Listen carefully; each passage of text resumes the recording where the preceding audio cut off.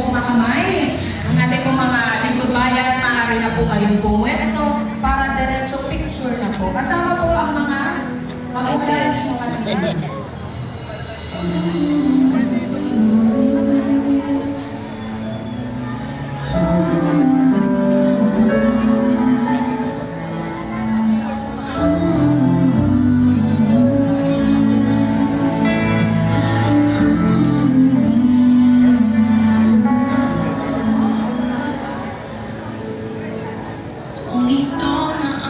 Sir, magkano ako ng kotse?